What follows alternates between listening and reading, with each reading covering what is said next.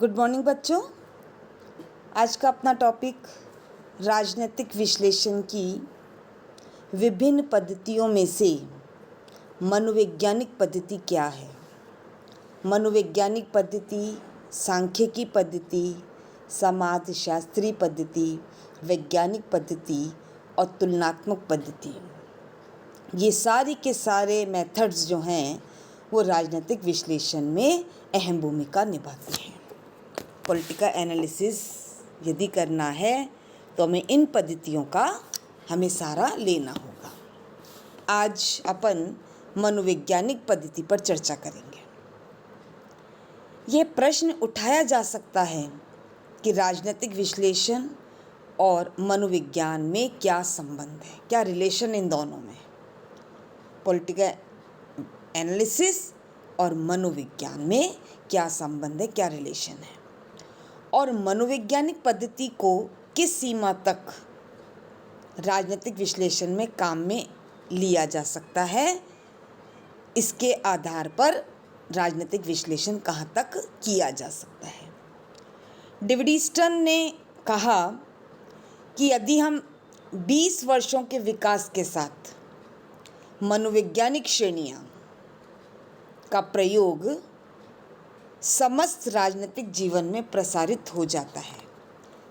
David Easton इस मनोवैज्ञानिक पद्धति को राजनीतिक विश्लेषण के साथ जोड़कर अध्ययन करने की बात कर रहे हैं।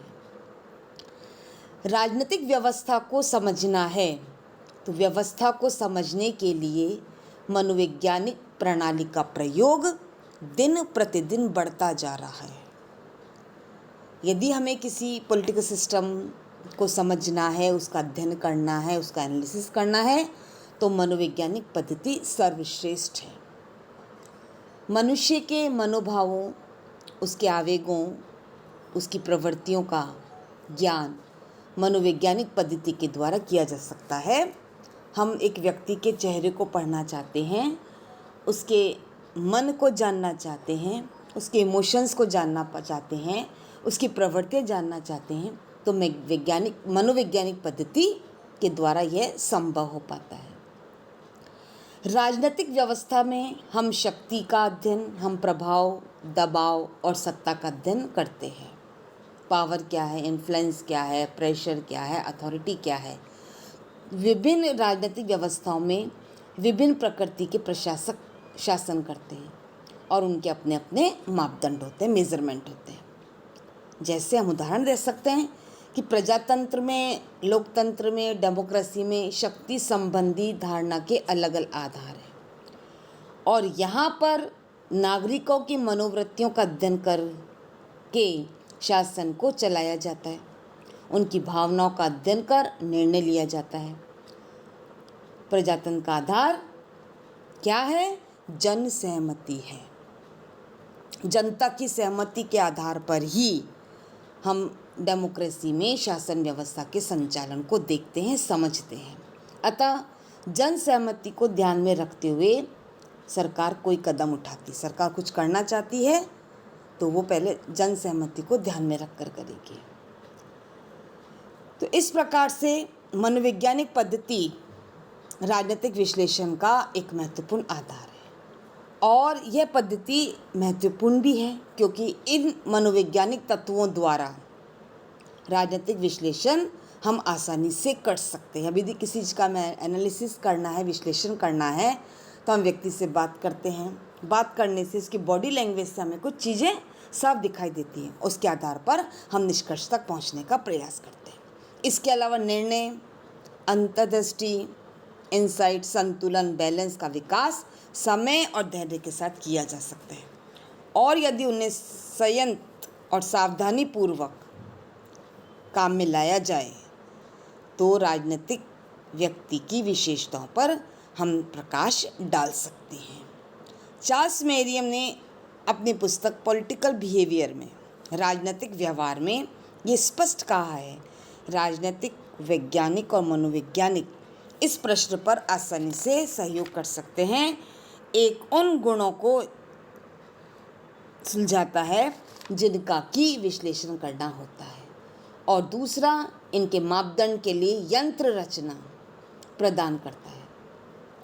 राजनीतिक विश्लेषणकर्ता जिसका विश्लेषण करना चाहता है उनके लिए यंत्र, जो इंस्ट्रूमेंट हैं, जो साधन हैं, जो तरीके हैं, वो मनोवैज्ञानिक द्वारा ही प्रदान किए जाते हैं। व्यक्ति और उसका समाज, एक लेखक हैं, उन्होंने अपनी पुस्तक व्यक्ति और उसका समाज, the individual and his society में स्पष्ट लिखा है कि जितना अधिक मनोवैज्ञानिक पद्धति का प्रयोग किया जा रहा है उतना ही अधिक शक्ति यानी पावर, इन्फ्लुएंस, प्रभाव और व्यक्ति में छिपे आंतरिक तत्वों का पता लगाया जा सकता है कि व्यक्ति क्या चाहता है, क्या कहना चाहता है। एक अन्य महत्वपूर्ण क्षेत्र जहाँ मनोवैज्ञानिक पद्धति द्वारा राजनीतिक विश्लेषण किया जा सकता है वह कौन सा क्षेत्र है? राजनीतिक हित, पॉलिटिकल इंटरेस्ट, कि किस सीमा, किन परिस्थितियों में राजनीतिक हित उत्पन्न होते हैं और उन्हें कैसे प्रदर्शित किया जाता है, उन्हें कैसे प्रेजेंट किया जाता है और वे किन परिस्थितियों में बल और निर्देशन प्राप्त करते हैं, फोर्स प्राप्त करते हैं। इसी जांच को और अधिक विश्वसनीय बनाने के लिए लक्षणों, उनकी आदतें, उनके परसेप्शंस, व्यवहार के ढांचे, पैटर्न क्या है उनका पता लगाकर हम राजनीतिक प्रकारें, पॉलिटिकल टाइप्स और राजनीतिक व्यक्तियों का विश्लेषण हम सरलता से कर सकते हैं।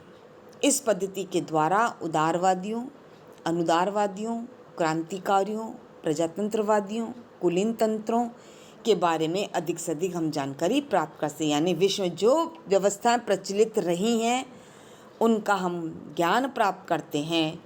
तो ये पद्धति बहुत अधिक महत्वपूर्ण है। यदि हमें राजनीतिक विश्लेषण सही प्रस्तुत करना है, सही निष्कर्ष पर पहुंचना है तो हम मनोवैज्ञानिक पद्धति के द्वारा प्राप्त कर सकते हैं। धन्यवाद।